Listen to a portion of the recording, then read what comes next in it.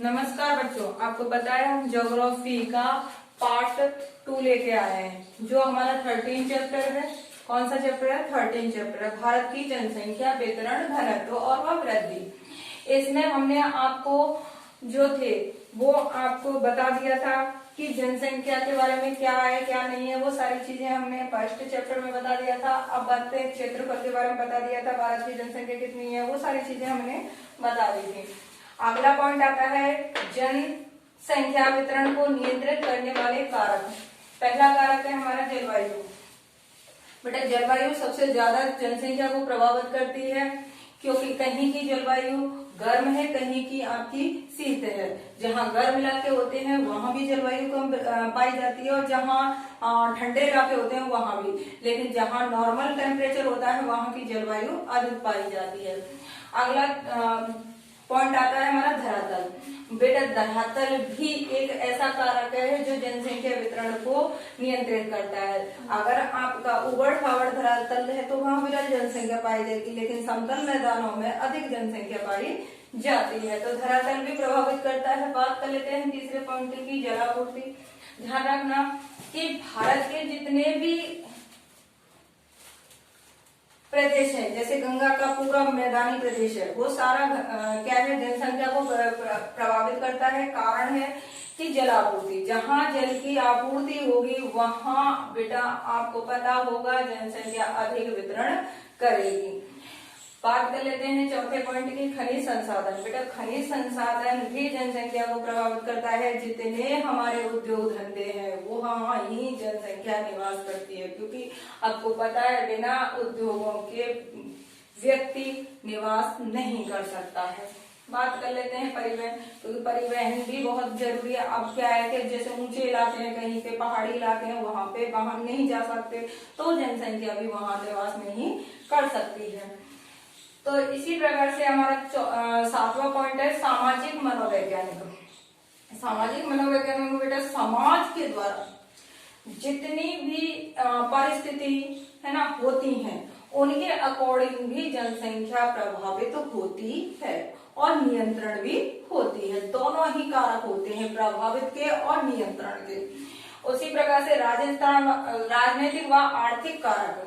राजनीतिक और आर्थिक कारणों से भी जनसंख्या नियंत्रण होती है और जनसंख्या प्रभावित होती है। जहाँ शांति सुरक्षा आदि होते हैं वहाँ जनसंख्या निवास अधिक करती है, जहाँ अशांति का माहौल होता है वहाँ जनसंख्या कम निवास करती है। बेटा अगला पॉइंट है हमारा जन घनत्व किसे कहते हैं। मेन बात है भारत का जन घनत्व। पहले तो हमें डेफिनेशन ही आनी चाहिए, उसके बाद में हम कोई भी चीज को घनत्व के आधार पर निकाल सकते हैं।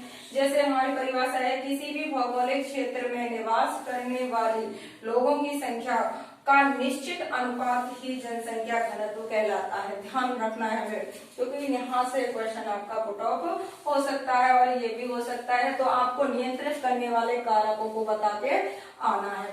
जलवायु है, धरातल है, जलापूर्ति है, खनिज संसाधन है, परिवहन सुविधाएं है, सामाजिक मनोवैज्ञानिक है, राजनीतिक व आर्थिक कारक है। कुछ इस तरीके के कारक हैं जो क्या नियंत्रित करते हैं जनसंख्या वितरण को। तो इसे आपको पॉइंट बाय पॉइंट लिख के आना है।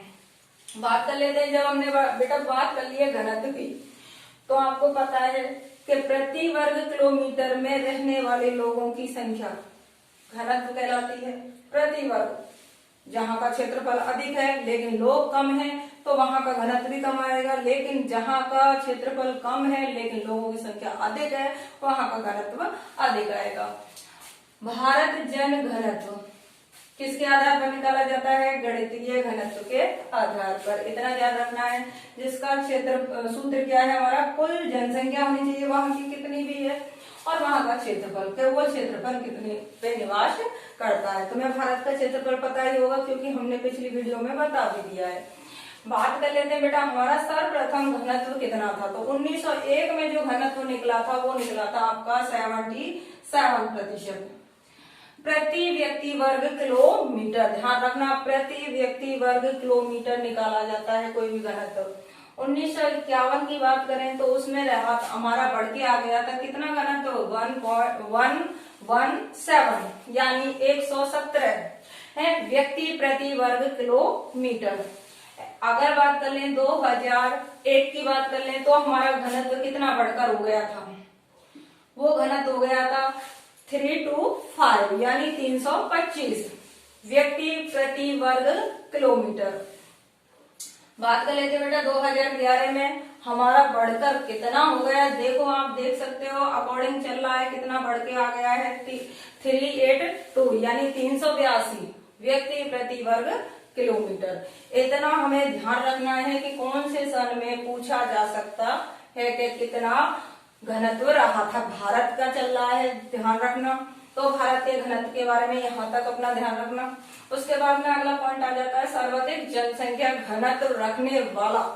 पहला तो वो पूछ सकता है कि राज्य कौन सा है, क्या पूछ सकता है कि राज्य कौन सा है। दूसरा पूछ सकता है कि केंद्र शासित प्रदेश कौन सा है, केंद्र शासित प्रदेश कौन सा है। तो इतना जरूर ध्यान रखना है। पहला तो हमारा घनत्व के मामले में अगर बात करें तो बिहार रखता है 1102 व्यक्ति प्रति वर्ग किलोमीटर, विशेषकर ध्यान रखना। अगर बात केंद्र शासित प्रदेश किया जाए तो दिल्ली रखता है पहला स्थान, और उसमें भी आपका कितना घनत्व है 11,297 वर्ग व्यक्ति वर्ग किलोमीटर प्रति वर्ग किलोमीटर। विशेषकर ध्यान रखना, सर्वाधिक जनसंख्या घनत्व पूछ ले तो कि राज्य कौन सा आता है, केंद्र, और आपका केंद्र शासित प्रदेश कौन सा आता है।